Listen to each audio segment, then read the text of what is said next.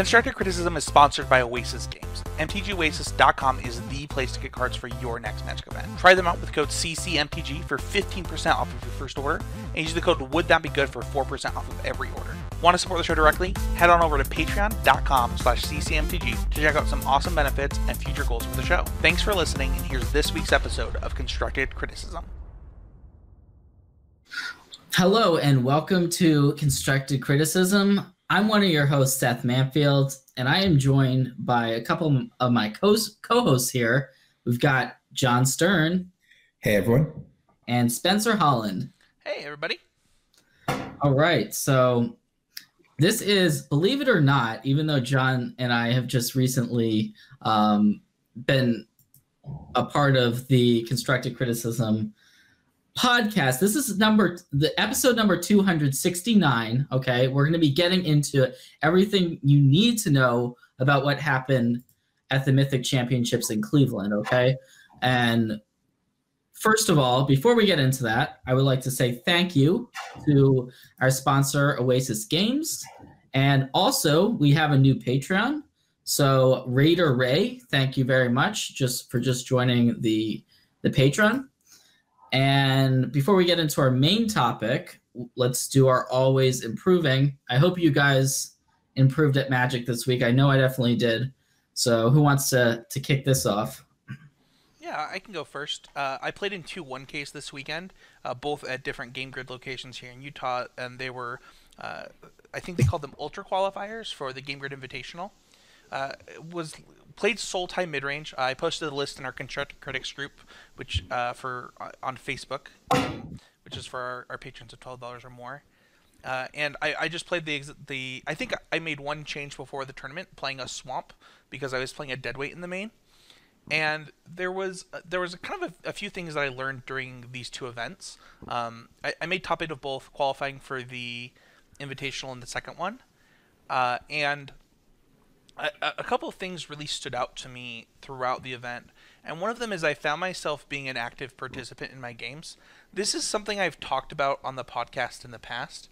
It's pretty easy for me when I'm playing MTGO or Arena, or even sometimes like a local F&M, to really go into an autopilot mode where I'm just doing the first or second play that comes into my head and not really participating in the game as much as I can. You know, in Magic, there's so many decision points, and sometimes I try and shortcut it and just do the first thing that comes into my head. And this time, throughout both tournaments, I really found myself thinking, well, if I do this and my opponent has this, you know, what's the ramifications? What's next? And, you know, finding myself playing a few steps ahead of multiple opponents.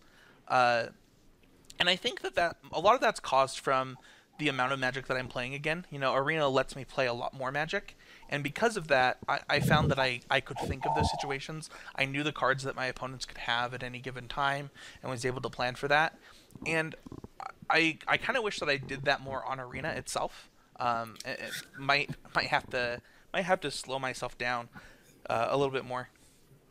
So you chose to play Sultai No Explore, or basically the No Explore list. I played the Explore version. I played against, in the round that I qualified for the Invitational, against Canister's list, which is the list you're talking about. It has the main deck Thief of Sanity and Incubation Druid over the Explore creatures.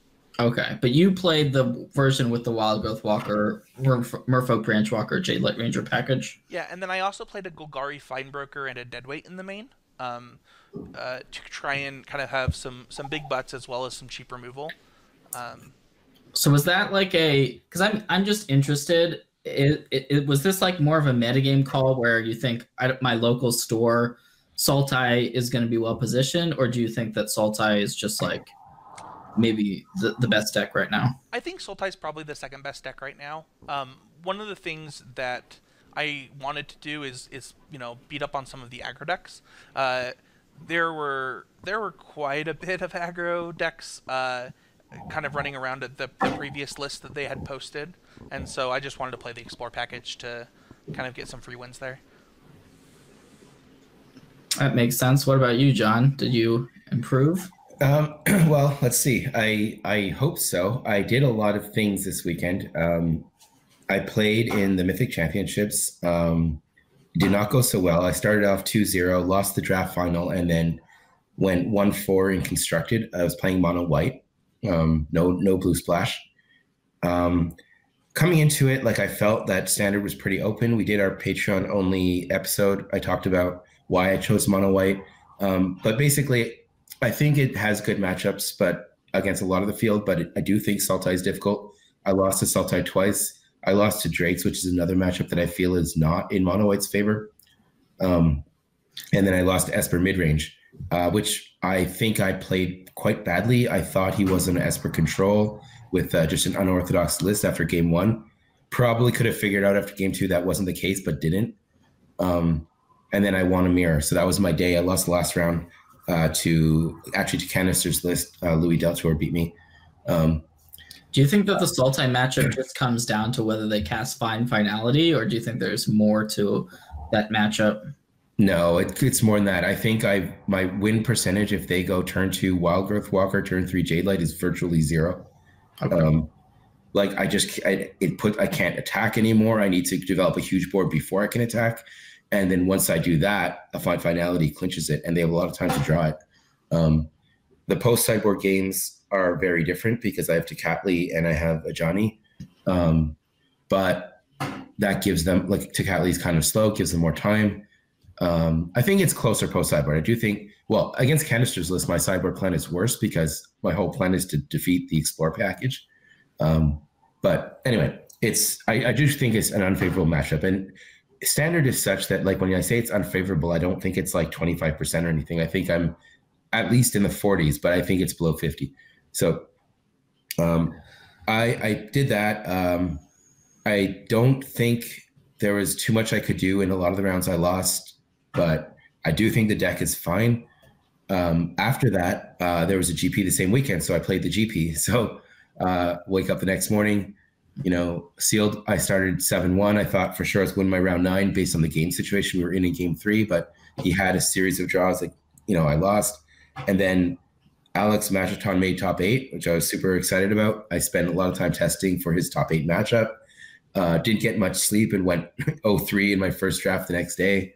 But also during this time, one of the things I said is, like, after this PT, I stayed away from Arena leading up to the PT because I didn't want to like risk my preparation on a software platform that I was unsure about.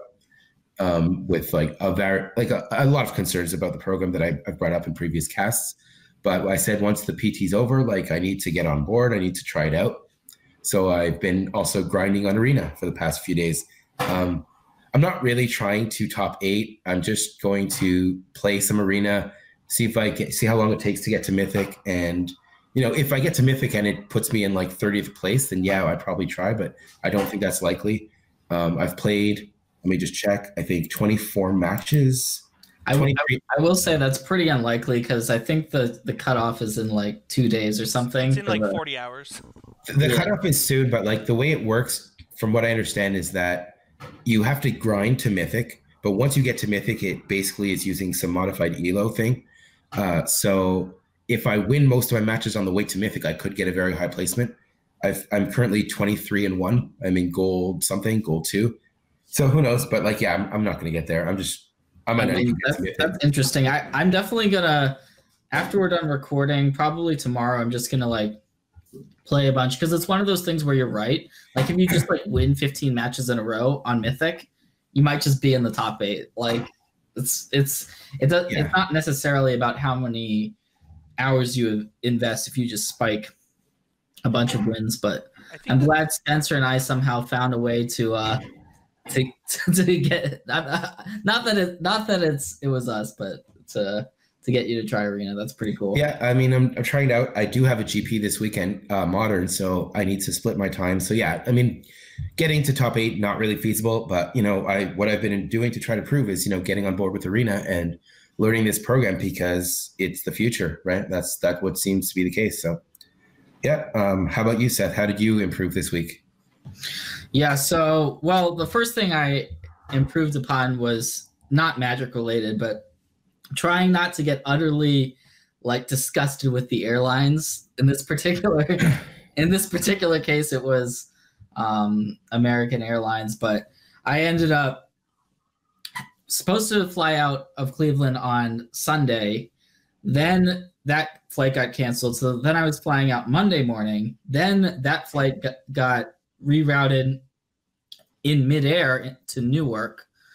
And then I had to take a $400 cab home. So besides my airline disaster, I am finally home. So I'm putting that behind me. I'm not like, I think people get so frustrated about flying, and it's very easy to do so, but I'm trying not to let that affect me. So anyways, my Magic improving for the week was just having the confidence in myself to play my own deck at the Mythic Championship, play a deck that I didn't expect pretty much anyone else to be playing. I've done it before, but believe it or not, it's hard to do because the fail rate on making a choice like that is much, much higher than just playing something that you know is good.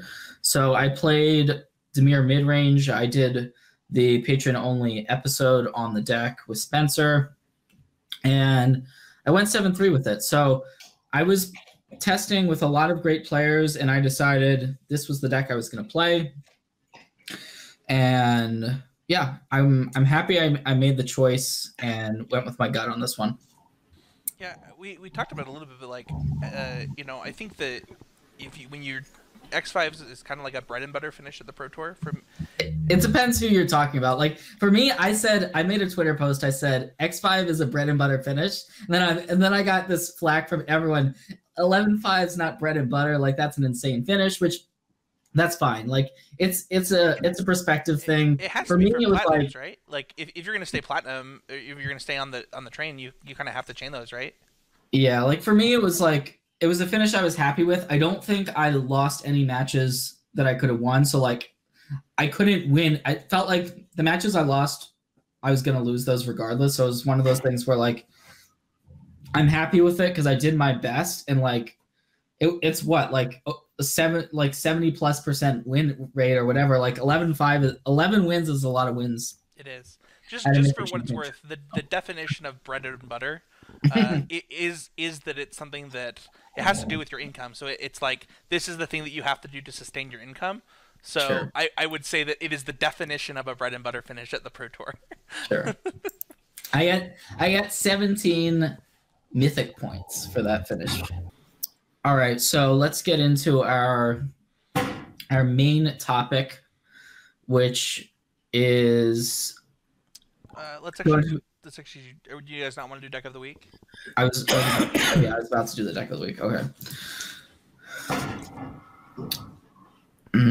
All right, yeah. So we're gonna go ahead and get into the deck of the week. So I know you all might be shocked about what the deck of the week is, but it is mono blue tempo, mono blue aggro, whatever you want to call it. Mono blue. This deck has been absolutely crushing it, including at the Mythic Championship, where Autumn, Burchett, I mean, they played extremely good Magic. From what I saw watching the tournament. What do you think about this deck, Spencer? Yeah, I think that when I look at this deck, there's been now the game has done a podcast on it. Autumn has talked about this a lot. They actually qualified for the Pro Tour playing this deck at their RPTQ. This deck is one that helped me climb to platinum on Arena. Between this and Gates, I had like one. I went like 20 and 3 or 20 and 2 really quickly. And this deck is really powerful. I have also played against this deck where I have only resolved one or two spells in an entire match, and that felt really bad. So would you say that this... Because I know that a lot of people have said that this deck revolves around you need to draw a Curious Obsession to win. I don't think that's true anymore now that Terramander's a card. Because I would wonder what the percentages are of you going one drop into Obsession into having a Pierce or a Dive Down backup, what the percentages of wins you get out of those games versus a game where you don't have that. I mean, it has to be somewhat lopsided, even though this might be the best deck. Like Curious Obsession seems like a super important piece to it. Yeah, I was texting Matt Kling, who's a former co-host of this podcast, about this deck because he was playing it at the 1K, and I told him, I said, the reason I think that this is the best deck is because the deck's just pretty good, and then nobody beats its nut draw. So, like, for me, I was testing with a team that almost the whole team played mono blue. And so I knew that it was one of the top decks, if not the best deck. And it really impressed me. I went with a deck that I thought has a good matchup against it, thinking that maybe others would arrive at the same conclusion. But yeah, like the deck just continued to impress me. There wasn't actually a matchup that stood out. Like even white aggro, the version we were playing seemed okay against at least. So how's your team's version different than the top 8? Well, it's actually Reed was on your version, right? Yeah, Reed's list was the list that we tested. And interestingly enough, Brad also, like there was a number of people that played it, but I talked to Brad after day 1. In like 5 matches, he mulliganed like 10 times or whatever with the deck and still went 5-0 in those matches because he just felt like he could mulligan reasonably well and then just find an obsession or find one of the key power elements and then just like ride that to victory. Especially against the decks that, like, I saw him playing against a Nexus deck, and he was just like mulligan into oblivion, but just had like an obsession to draw back all those cards, and then had counter magic, and that was just it. So I kind of disagree with the premise that you promoted as this is the best deck. So I don't know, like on the Pro Tour. Sorry, the Mythic Championship podcast we did, Spencer, I said I think mono blue is overrated.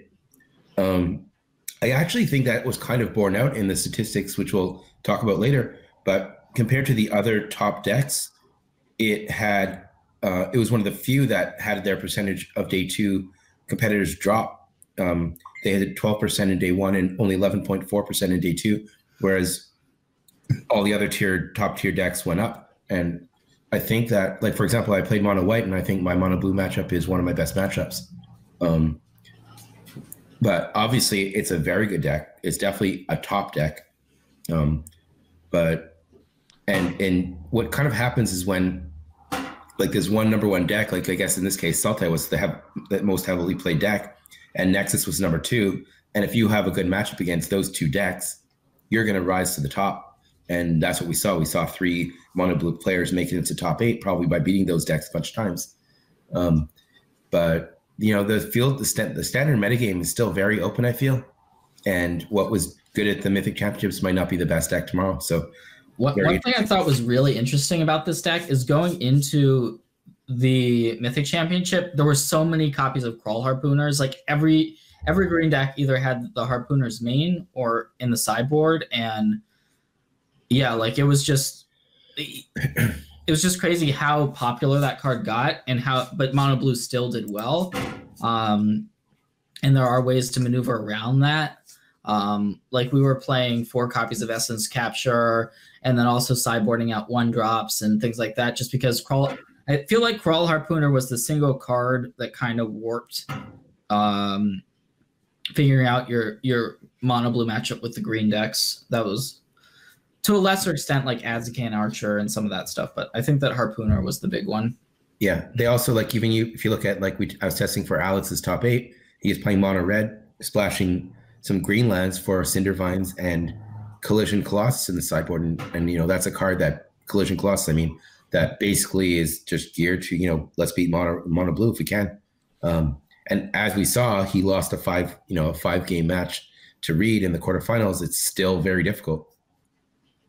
Yeah, I when I say that this is the best deck, that doesn't mean that it is going to be the best deck forever. And I think we'll get into kind of why when we talk about the metagame.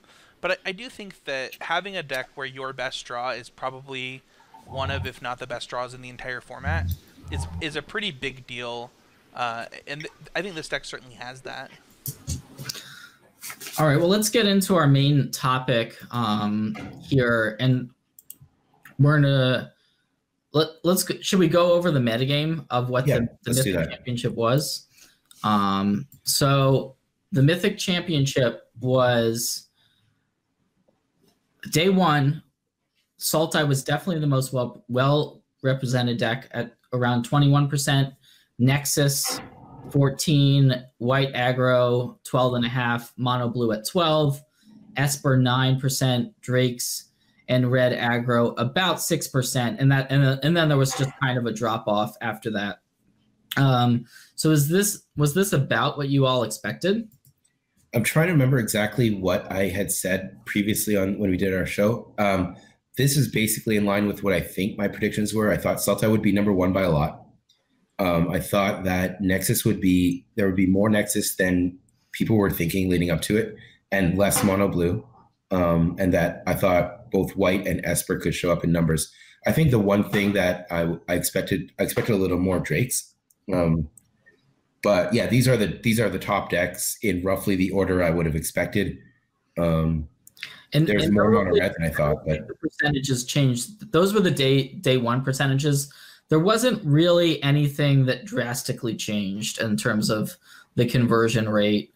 I would say that the Nexus and white aggro had the best conversion rate, but then again, like when we look at the top 8, there was 3 blue aggro decks, and there wasn't any Sultai at all, and Sultai was the most played deck in the. Well, it's probably pretty common when there's like a pretty balanced metagame that the deck that is most heavily played doesn't spike, because basically the decks that rise to the top are not just the archetypes, but the actual builds that are good against it, because they're playing it all day and they're beating it. So I think it's natural that as a Sultai player, you're going to run into decks that have been beating other Sultai decks throughout the day.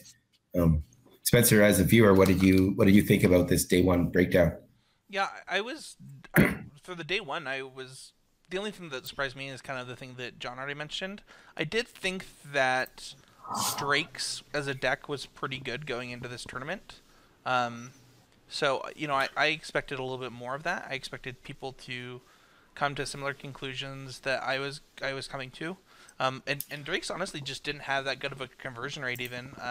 So to clarify, you're talking about Drakes or the Phoenix version? Specifically Drakes. John had mentioned on the Patreon episode, though, that he did think that Phoenix could make a comeback, so that was something that I talked to some people about. They kind of agreed that could happen. But I was pretty surprised by the lack of Drakes, and then even more so the decrease in Drakes into day 2. Yeah, I was testing with BBD, and he was the only representative of our testing team that played Drakes. And part of that, him and I both just didn't really feel super comfortable playing the mono blue deck, because it is kind of tough to play and some of the choices with it. But I think he went 4 and 6 with Drakes and was just really unhappy with the deck. It seemed like it didn't perform well, whereas, I mean, it was LSV, so it's kind of hard to make like super judgmental. Like, but there was about, I think, like 1.5% Phoenix decks, and there was one of those. Yeah, well, there were 7 Phoenix players, and they were probably just the 7 players in that team that played it, right? Yeah. I don't know who each. I know like Hayne played it. Obviously, Luis played it. One of the things that surprised me a little bit, as well, is how well these Gruul mid-range decks are doing. I was concerned that Gruul wouldn't have enough to put up a fight against the Nexus decks and the Control decks.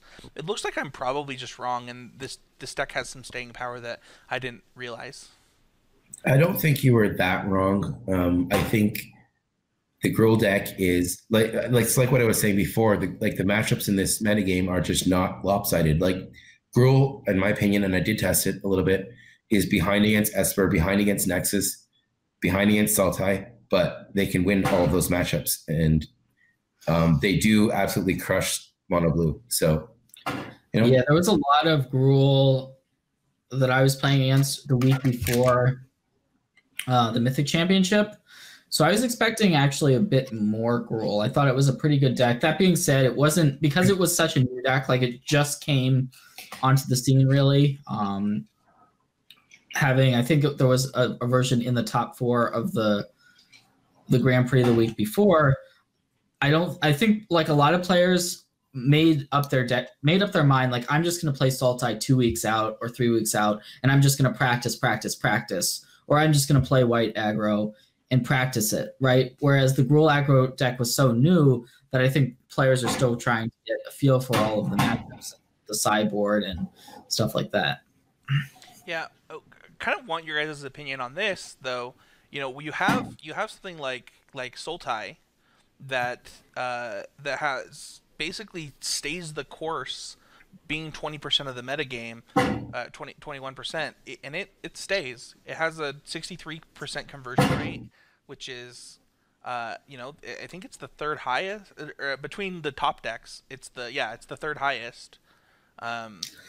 What I like to look at is not so much the conversion rate, because it's not like 50% of players make day 2. It's actually, I think, more than that. Right. So I look at like the day 1% and the day 2%, and Sultai went from 21.5% to 21.6%. So basically, they performed to expectancy.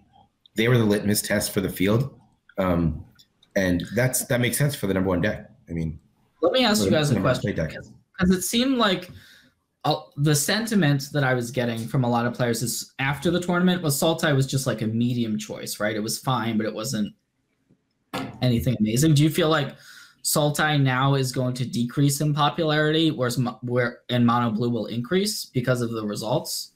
I'm not sure, because I think that there was innovation in Sultai that we didn't see in the top 8, but it looks like it did pretty well. So example is Canister actually did do well with his list. And if we're saying that, like, if we're saying that I don't need the Explore package and there's room to innovate in this deck, that's good for this deck. That means that, you know, there's tons of things that can be done. I know that the person that played Canister's list at the 1K this weekend really seemed to be enjoying themselves, and you know, obviously they met me in that last round, so they were able to beat Mono White. They were able to beat, you know, those aggro decks without that Explore package. I think that Sultai is not done evolving, and I actually think that's one of the good things about this format. Even though Sultai is the most worked on deck in all of Magic, probably in Standard right now, there's still people innovating with the deck. Yeah, I mean, I think it's a good deck. I would to say it's a medium is a little unfair, but it's a deck that, despite the innovation, I still feel like it's a dog to Nexus. I know, like, you know, my roommate, I stayed with Steve Barnett, Vancouver player, and he's playing Blue-Green Nexus, and he's like, yeah, all I want to do is play against Sultai every round and basically avoid the aggro decks. And he went 8-2, I think. He was good with his deck. Yeah, it's I mean, Sultai's a fine deck, but you are somewhat subjected to your matchups and or your pairings. I don't know if that can be solved. One thing I thought was interesting is that I had teammates play against, of course, they were playing Mono Blue and they were playing against Sultai. Everyone played against Sultai in this event.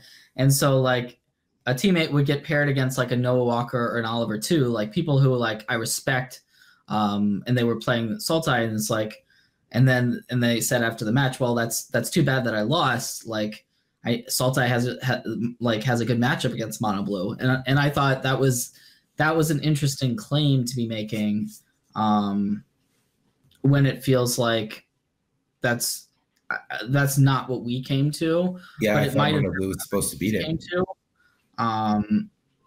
So it's like one of those matchups where, like, it might. There's certain matchups where it feels like whichever side you are on, you must feel like it favors you, even whether or not it's actually true. Yeah, I think that's a thing that a lot of players do that is kind of, I wouldn't say like dangerous is a little extreme, but like something to work on is to try to be objective and like try to say, okay, if I have two really good players playing this matchup, who is really going to be favored? And I think, like, I thought Mono Blue was favored against Sultai. I'm not sure about that. I didn't test the matchup extensively. I've played it quite a bit. I also think that Mono Blue is a. I mean, it's just hard, right? Like, you're playing these effects, these 4 mana effects that when you get dive down, like the game's usually just over. It's hard to say that it's not favored me. I do think that Crawl Harpooner does help the matchup like a lot, like way more than I expected. But I don't know that it's enough for me to say that I feel favored in the 3 games. I know I was watching Canister stream with his list before the PT, and he basically said, "Yeah, I think my version is like I think a viewer in chat asked him, do you know if you can find is there a Sultai version that's good against mono blue?" And he's like, "Yeah, mine is good against mono blue." Who knows? Yeah. All right. Well, was there any? I know we've been talking a lot about mono blue, but was there any deck that really impressed you all? Was it mono blue, or was it something else coming away from this tournament forward? I was actually a little bit impressed by Esper, to be honest. I have not had. I mean, I have a winning record with that deck in the Quest for 10 right now. I think I'm like X-1 or something. But man, that deck mana had seemed really, really bad to me. And somebody 10-0'd with it, and somebody top 8'd with it. I did think the list that I saw that I really liked. Let me see if I can find it really quick. But Eldest Reborn, for example, is just a card that I think is a little bit better in that deck than I thought it was. And just kind of seeing people playing that deck that are way better at Magic than me made me kind of respect it a little bit more. I was fairly surprised to see the Eldest Reborn in Esper, because you have so many, like, you're already playing Teferis and then possibly like Precognitive Perception, that to me, trying to fit that in was like, I was surprised by it, but it does seem kind of good. Yeah, I had not been playing them. I thought that it was, you didn't. If you wanted a win condition on Arena, you should probably just be playing like the Dragon so that you can close the game out fast or whatever. But honestly, the mana did not look as bad as it's been performing for me whenever it was on camera. I don't think I was really surprised by. I don't know. I'm looking at the metagame breakdown, and I basically think this is what I expected, which is kind of comforting. I wasn't sure what to expect with everyone streaming on Arena. If they would show up with like decks completely off meta, or if like it would just kind of play out as expected. And I kind of,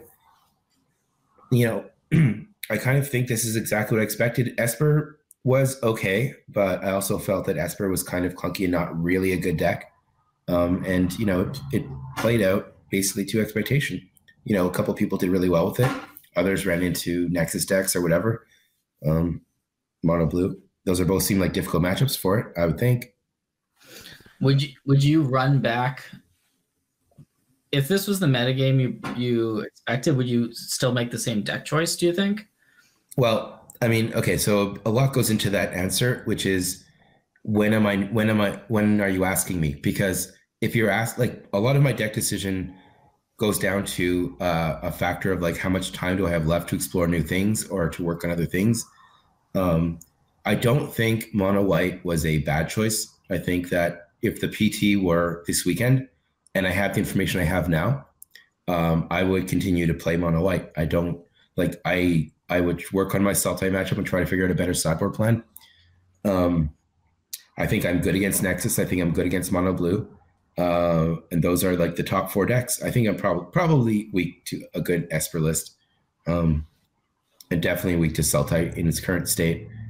But yeah, I think if you ask me like 2-3 weeks out, maybe I would consider something else, because unlike some of the other decks, I don't think mono white has as much flexibility in deck building to sort of, compete against the other decks. Like I think Sultai, like we're seeing lots of different versions of Sultai, and I think if you knew the exact metagame, a deck like that maybe can be customized to sort of shore up the bad matchups a little bit. And yeah, so I guess if I had more time, I'd work on a mid-range deck or work on a different deck. Like we haven't seen, I don't know that the blue-green deck is the best Wilderness Reclamation deck. I do not know that.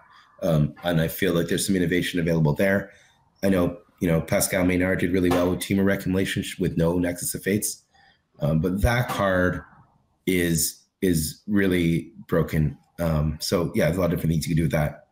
So yeah, probably if I had 2-3 weeks, I'd work on Wilderness Reclamation. I think that going into this, I tweeted that I thought that, obviously Drake's was going to do the best, but I actually think that I would probably, with the information I have, I would probably look at Timothy Wu's list pretty hard. Timothy played the Gruul deck, but instead of playing the Berserker, he actually played Crawl Harpooner in the main, which is also a warrior. So if he actually cuts his forests for the unclaimed territories, he has Goblin Chain Whirler, Growth Chamber Guardian, and Crawl Harpooner are all warriors that he gets to cast off of it. I talked to Tim about that, and I was like, your list looks great. Like, you're playing Crawl Harpooners, you're ahead of the metagame, but there's 3 basic forests in your chain roller. Those forests. Oh my god. Like, I don't know about that. I actually legitimately think if you just add unclaimed territory to this deck, it might actually just be really, really good. I know that this is what I'll be playing in Diamond for the next day or so. Well, I was talking to Nathaniel Knox a little bit after the PT, and he made the point that, okay, well, Mono Red plays 4 Chain Whirler, right? And how many mountains are they running? Like 20, 21? Well, this red-green deck has 21 red sources, but I think that's not how that works, though, right? Because I don't think so. Those forests are so, I don't know. Yeah, maybe unclaimed territory are questionable. Well, for my deck, I feel like it was a metagame call because it's got pretty polarizing matchups. Like, I really like my matchup against Mono Blue. I felt like I got pretty unlucky to lose the one time I did play against it at the Mythic Championship, but I did go 3-1 against it. And then I also 2-0'd White Aggro, and those were the matchups that I was hoping to play against. So I actually played against a lot of the matchups that I was hoping for. I played against Gruul once, which that was the one where I felt like I got lucky to win, even though I won it. But like the creature matchups were the ones that I was hoping to play based on my main deck. And then I was hoping to dodge like Nexus and Esper. So it's kind of dependent on the metagame moving forward. Well, I imagine like your sideboard will be good against it. Like, you already have the Thief of Sanity's main. You can bring in more like discard effects. I don't think those matchups are bad post sideboard for you, are they? No, they're not. Like, they're definitely they're like 40% matchups or whatever. Like, I played against Esper and lost. I played a turn 1 Duress, which I have in my main deck. Then I followed up with a Thought Erasure. And both times I got a Search for Askanta. And guess what my opponent's turn 3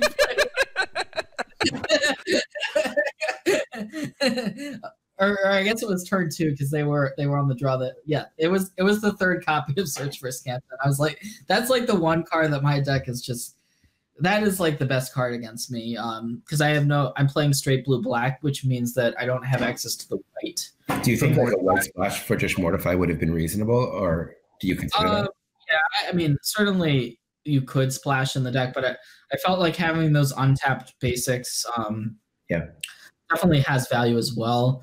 And yeah, like the sideboarded games against Nexus and against Control are definitely, like, I think they're slightly in your favor, but yeah, Search is still pretty good against you. I do have 1 Field of Ruin in the sideboard, but even 2 color decks, it turns out you kind of need a lot of color sources. So I liked my deck in terms of, like, if I thought mono blue and white would be the top 2 decks, or like in Sultai, I'll throw that in there as well, even though I think that's like a 50-50 matchup for me, then I would for sure replay my deck. And I guess I was somewhat lucky to just not play against Nexus at all, considering it was 15% of the metagame. And I think that's partly the fact that, like, sometimes testing groups will test against a very specific chunk of the metagame. Like we all tested Sultai. I think everyone tested against Sultai because Sultai is Sultai. But then, like, beyond that, it was like we had a bunch of people on mono blue and white aggro. So, like, I guess I was just like kind of piggybacking off the fact that a lot of teammates were like that's what I was playtesting in house with, you know what I'm saying? Whereas, like, if someone picked up a Nexus deck and challenged me, I guess that might have led to a different result. But I was the only one testing my deck. So it was one of those things where, like, I couldn't necessarily persuade everyone to play against me when they had their own agenda too. So I felt like it was pretty risky. I still don't know exactly what the percentage of some of those matchups are. Like the Nexus matchup might be 25%, or it might be like 50+%, because I just haven't played against it enough. I played against it on Arena, some, but like the fact is that my deck was kind of like it has a surprise factor too, so I think that helped me. And there's certainly like I'm looking forward to playing more with my Dimir deck so that I can get a better idea of all of the percentages and of it. That's a thing that, so coming out of this PT, like you're asking what would you do if you could do it over, and I think that there's very few people in this tournament who would come out of it saying, yeah, I definitely should not have played my deck. I think if you look at the top 5, okay, so I'm leaving out Drake's because it had a bad percentage conversion. By the way, I did the math quickly on conversion percentage, and 315 out of 499 players made day 2, so that's roughly 63%. So if a deck had a 63% conversion rate, that's basically even. That means as many people as you would expect. So the ones that did really well were like Nexus and White Aggro. The ones that did poorly, well, Drake's did very poorly. Mono Red did poorly. Mono Blue did poorly. So yeah, that's interesting to see. But yeah, if there's very few archetypes that people will come out of this saying, yeah, this archetype is a mistake. I think if you were on any of the top 5 decks, you can legitimately say, yes, I made a good choice. I can work on the deck. I can practice it more, and I'd play the same thing next week, which is really interesting and very rare to come out of a Mythic Championship or PT with that result. Seth, I was wondering actually, based on how early were you on Dimir as like a front runner? I came into the house wanting to play Dimir because I'd been testing like a week before. Yeah, I've been testing a lot of decks. I've been testing a lot of decks on Arena, and I was struggling with almost everything to win. And I finally conceptualized this Dimir deck based on wanting to play Thief of Sanity and Hostage Taker, because I thought they were just like insane cards in the metagame. And I was just like, yeah, like I just want to be playing these cards. Like, how do I play these cards? And then I came up with this deck. And I played it. I basically lost like one match in Diamond and just like rattled my way through to Mythic and hit Mythic, playing Dimir. And at that point, I realized that this was something I probably wanted to be playing.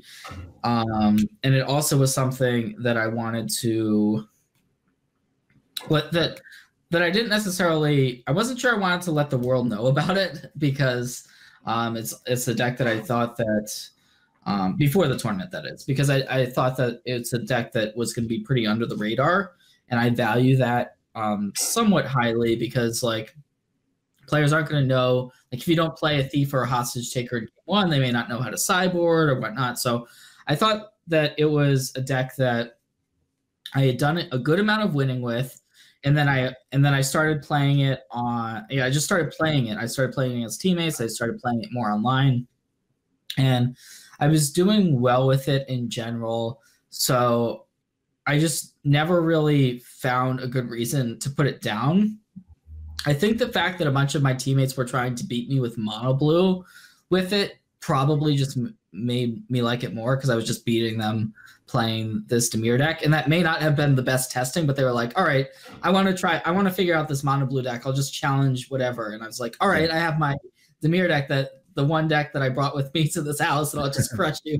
It's like, I was playing against John Finkel, and he's like, yeah, I know what my worst matchup is in the tournament. It's Seth Manfield. Dimir deck. It's like, well, do you think you could have, like, so this is something I've seen happen on the teams when I was working with Face to Face, Channel Fireball. Do you think you could have done a better job of like, selling the idea to your teammates so that you could get more eyes on your deck specifically? Or is that, like, I know you were in new testing. Once I got in house, which was, I guess technically only 3 or 4 days before deck submission. Yeah. A lot of people were already sold on what they wanted to play as well. Yeah. And there's also some really strong personalities in our group. So if one of those strong personalities says they are going to play something, then 3 or 4 other people are going to immediately be also playing that deck, and that's just kind of how it felt. And also, I think that there was, even though I don't think it was verbalized, players were just a lot more nervous trying to put time and dedication into what I was doing because the deck was so off the radar. It just seemed like a lot more of a risky decision, and it could be a lot of wasted time is how I think some players saw it. Yeah, I mean, that's one of the, so like we used to do like the 2-week house testing process, and that's where like those ideas really get vetted out, and like it's worthwhile to try things when you have 10 days before the PT, whereas it becomes much more of a risk when you're doing it 3 days before. Yep, no, I agree. And a lot of us were streaming leading up to that week, so we knew our time was going to be shorter. Some of us still had very little limited prep, and so our preparation time wasn't quite to the extent we wanted it. But well, that's going to be an adaptation process as people get used to this new world of content. But you were playing this Dimir deck on your main arena account, right? Like this was like somewhat open, just maybe not streamed. I was, yes. Yeah. Yeah, and I played some campaign variants on stream, but yeah, like not a ton of it on stream, but some. Yeah. What do you guys think of the change to Selesnya tokens? It had 10 decks day one, and then had a 70% conversion rate. Is that something that you guys had talked about in your testing houses or had tested yourselves? Well, it also, I believe that Selesnya also won the Twitch Rivals event as well. It did, yes. And that was an event that was like the last major event before the Pro Tour. I remember, so we had like Corey, who was on my team, was last minute testing the deck, just like trying to see if he was one of those people who was in the camp of, I don't want to play mono blue at all costs. Because sometimes people just like don't want to play the deck that everyone else, whatever, for whatever reason.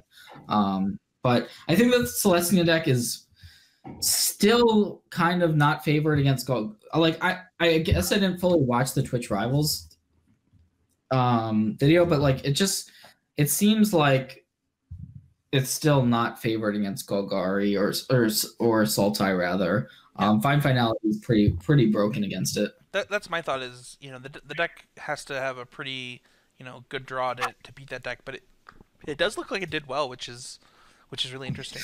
Yeah, it did. It did. Cool. Yeah, that's kind of my major thoughts on the event. I do think that, if you have any questions about what did well or things like that, I'll make sure to post the links to everything that we're talking about.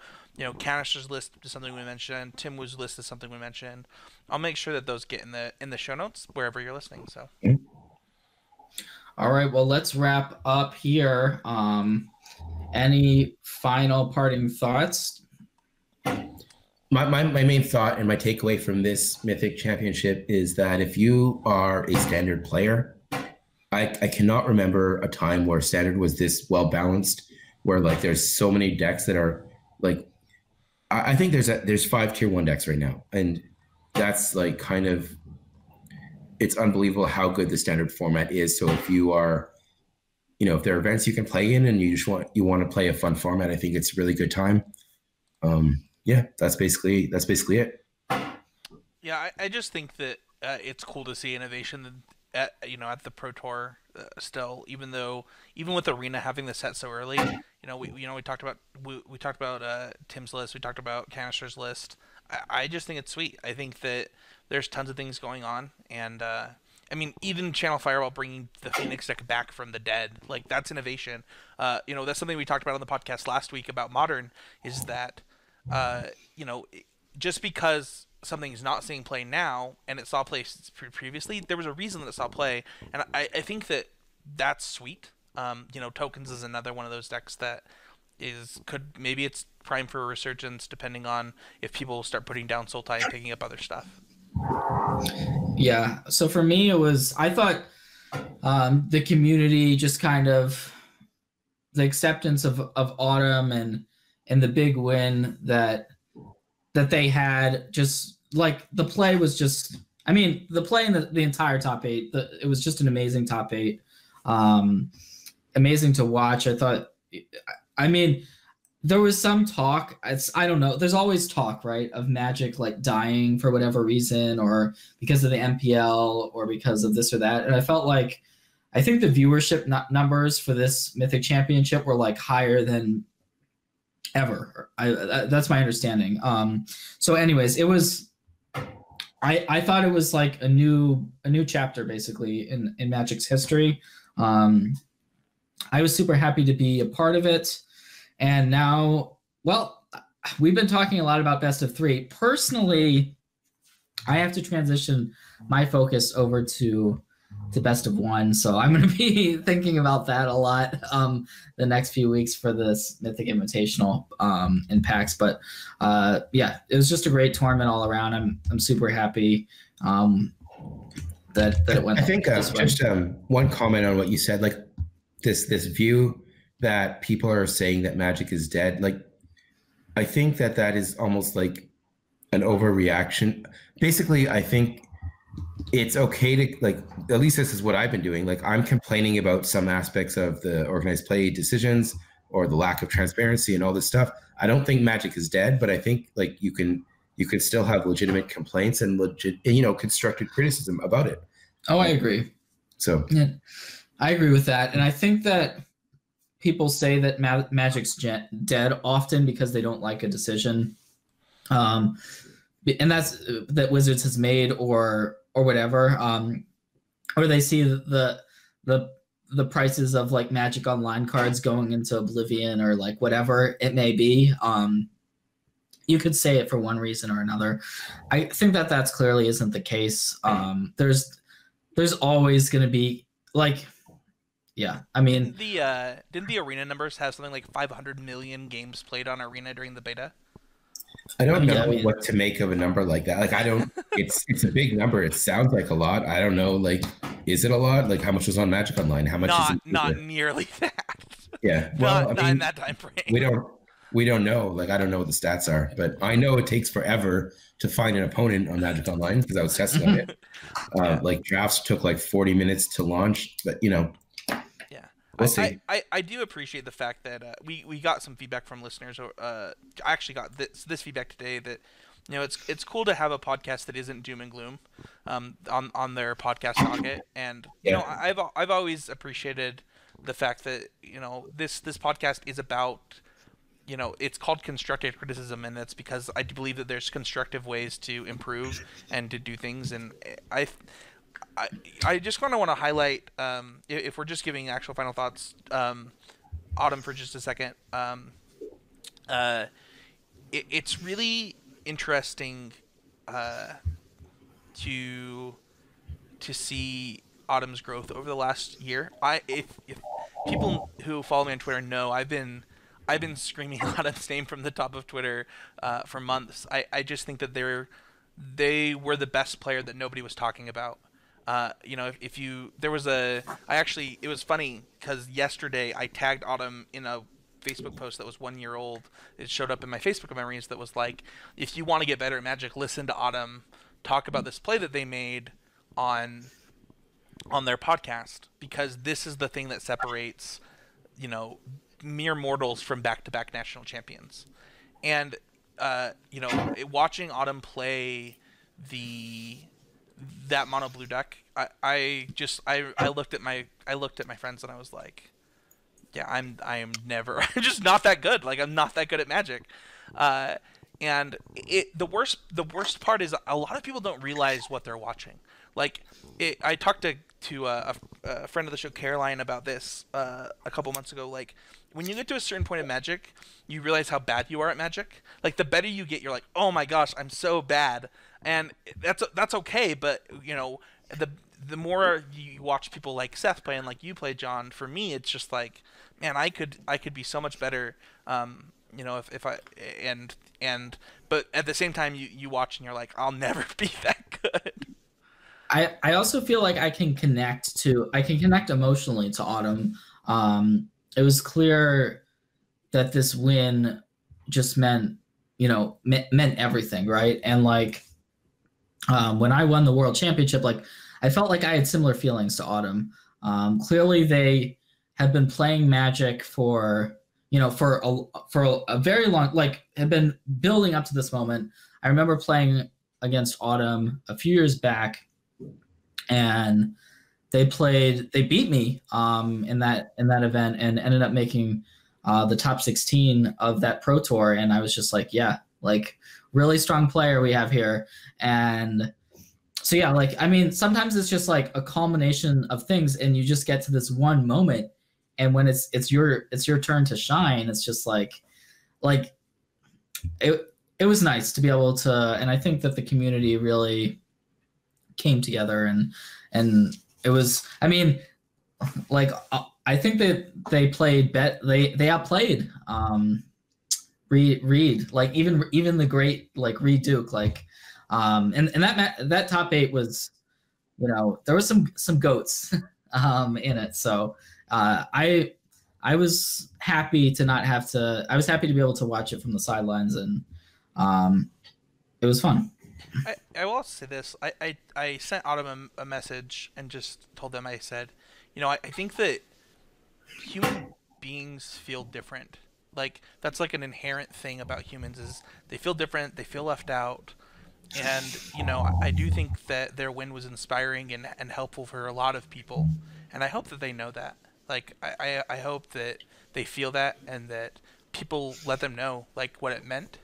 We have a some, anyway, I hope that they know how important it was and that the impact that they probably had. Yeah, and I do want to give one last shout out to fellow Marylander Alex Magelton. He was like, I had dinner with him. John and I both had dinner with him the night before that top 8, and he was, I mean, he's been playing, like, he's another person. He's been playing so many Pro Tours. He's been around for so many years. Like, he was around, like, I've been playing for 18 years. He was there when I, for the first draft that I did at my local store. Like, he's a local player. Like, he has helped really build the scene around me in Maryland, and really, really great guy, someone who I enjoy spending time with. So to see him break through to top 8, seeing players who you're like John, you're another one who, like, I would love to see you break. I mean, I would love to see. There's players who have been working. Like, I remember John and Alex have had this like friendly thing going about like who's gonna get to cast Hall of Fame votes and stuff like that. But anyways, or be on the Hall of Fame ballot. But yeah, so like just to see players working and then finally breaking through is pretty special. Yeah, I mean, Alex has been, for a long time. I mean, if I could pick one person to top 8 that wasn't me, it would have been Alex, and it's been that way for years. So like, was super excited to see him get there.